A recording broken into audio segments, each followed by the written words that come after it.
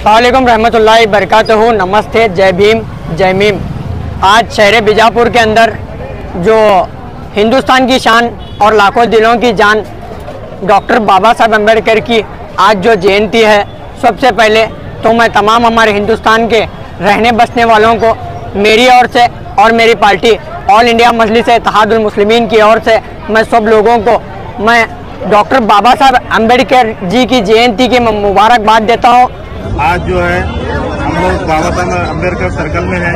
आज बाबा साहब अम्बेडकर के आज जन्मदिन है। आज पूरे हिंदुस्तान को मेरी तरफ से और AIMIM तरफ से सबको मेरी तरफ से मुबारकबाद। अल्लाह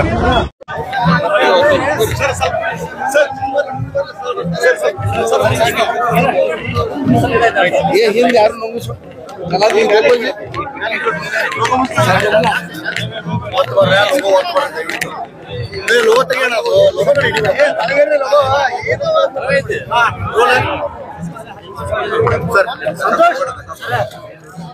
ಇಂದು ವಿಶ್ವಾದ್ಯಂತ ಮತ್ತು ವಿಶೇಷವಾಗಿ ನಮ್ಮ ಭಾರತ ದೇಶದಲ್ಲಿ ಸಂವಿಧಾನ ಶಿಲ್ಪಿ ಭಾರತ ರತ್ನ ಡಾಕ್ಟರ್ ಬಾಬಾ ಸಾಹೇಬ್ ಅಂಬೇಡ್ಕರ್ ಅವರ ಜನ್ಮ ದಿನೋತ್ಸವನ ನಾವು ಆಚರಣೆ ಮಾಡ್ತಾ ಇದ್ದೀವಿ. ಎಲ್ಲ ಜನರು ರಾಷ್ಟ್ರಾದ್ಯಂತ ಅತ್ಯಂತ ಒಂದು ಶ್ರದ್ಧೆಯಿಂದ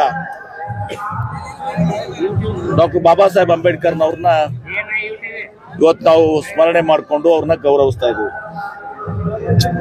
ಡಾಕ್ಟರ್ ಬಾಬಾ ಸಾಹೇಬ್ ಅಂಬೇಡ್ಕರ್ ಅವರು ನಮ್ಮ ದೇಶಕ್ಕೆ ವಿಶ್ವದಲ್ಲಿ ಒಂದು ಶ್ರೇಷ್ಠವಾದಂತ ಒಂದು ಸಂವಿಧಾನವನ್ನ ನಮಗೆ ಕೊಟ್ಟು ತನ್ಮೂಲಕ ಸಮಾಜದ ಎಲ್ಲ ವರ್ಗದ ಜನರಿಗೆ ಸಮಾನತೆ ಹಾಗೂ ಶೋಷಣೆಗೊಳಗಾದಂತ ಜನರಿಗೆ ಅವರಿಗೆ ಒಂದು ನ್ಯಾಯವನ್ನು ಒದಗಿಸಿಕೊಡ್ಬೇಕು ಮತ್ತು ಎಲ್ಲ ಜನರಿಗೆ ಇವತ್ತು ನಾನಿಲ್ಲಿ ಮಾತನಾಡ್ತಿದ್ದೀನಿ ಅಂದ್ರೆ ಅದು ಬಹುಶಃ ಡಾಕ್ಟರ್ ಬಾಬಾ ಸಾಹೇಬ್ ಅಂಬೇಡ್ಕರ್ ಒಂದು ಶಕ್ತಿ ಇತ್ತು. ಯಾಕಂದ್ರೆ ಇವತ್ತು ನಾನು ಶಾಸಕನಾಗಿ ಸಚಿವರಾಗಿದ್ದು ಡಾಕ್ಟರ್ ಬಾಬಾ ಸಾಹೇಬ್ ಅಂಬೇಡ್ಕರ್ ಅವರ ಶ್ರೇಷ್ಠ ಸಂವಿಧಾನದಿಂದ ಎಲ್ಲರಿಗೂ ಕೂಡ ಮತದಾನದ ಹಕ್ಕನ್ನು ಕೊಟ್ಟರು. ಪ್ರಗತಿ ಹೊಂದಿದಂತ ದೇಶದಲ್ಲಿ ಕೂಡ ಮಹಿಳೆಯರಿಗೆ ಉತ್ತರಿಸುವ ಮತದಾನ ಅನೇಕ ದಶಕಗಳಿರಲಿಲ್ಲ. ಎಲ್ಲರಿಗೂ ಒಂದೇ ಒಂದು ಮತದ ಹಕ್ಕು. ಅದು ದೊಡ್ಡ ಉದ್ಯೋಗಪತಿ ಟಾಟಾ ಅಂಬಾನಿ ಇರಲಿ, ಮತ್ತೊಬ್ಬ ಸಾಮಾನ್ಯ ಕೂಲಿ ಕಾರ್ಮಿಕರಿರಲಿ, ರೈತರಿಗಿರಲಿ, ಎಲ್ಲರಿಗೂ ಕೂಡ ಒಂದು ಮತದಾನ ಹಕ್ಕನ್ನು ಕೊಟ್ಟಂತ.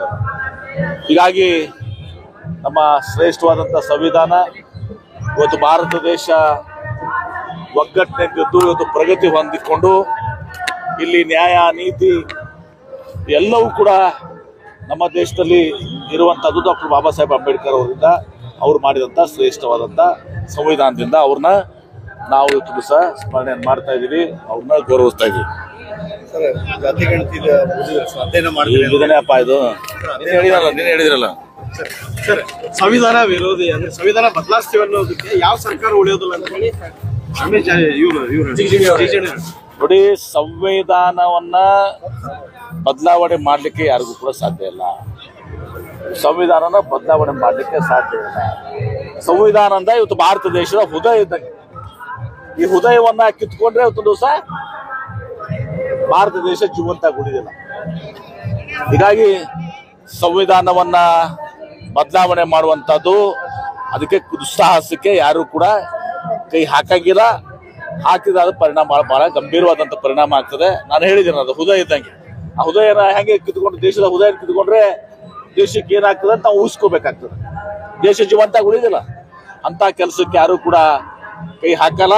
ಹಾಕಿದ್ರು ಕೂಡ ಜನ ಸುಮ್ಮನೆ ಬಿಡೋದು. ಬಿಜೆಪಿ ಪದೇ ಪದೇ ಹೇಳ್ತಾ ಇದ್ದಾರೆ ಬದಲಾಯಿಸ್ತೀವಿ ಅಂತ ಹೇಳ್ತಾರೆ. ಯಾವಾಗ ಹೇಳಿದಾರೆ? ಮತ್ತೆ ಹಿಂದೆ ನಿಮ್ಮ ಆನಂದ್ ಕುಮಾರ್ ಹೆಗಡೆ ಹೇಳಿದ್ರು, ನಾವು ಅಧಿಕಾರಕ್ಕೆ ಬಂದಿದ್ದೆ ಸಂವಿಧಾನ ಬದಲಾವಣೆ ಮಾಡ್ಲಿಕ್ಕೆ ಅಂತ. ಈಗ ಬೇರೆ ವರ್ಷ ತಗೊಂಡಿದ್ದಾರೆ. ಈಗ ಒಮ್ಮೆ ಸಂವಿಧಾನ ಬಗ್ಗೆ ಗೌರವ ಬಂದಿದೆ. ಸಂವಿಧಾನ ಬಗ್ಗೆ ಮಾತನಾಡ್ತಾ ಇದಾರೆ, ಒಳ್ಳೇದು. ಈಗ ತಡ ಆದ್ರೂ ಕೂಡ ಬಿಜೆಪಿಯವರಿಗೆ ಸಂವಿಧಾನ ಬಗ್ಗೆ ಗೌರವ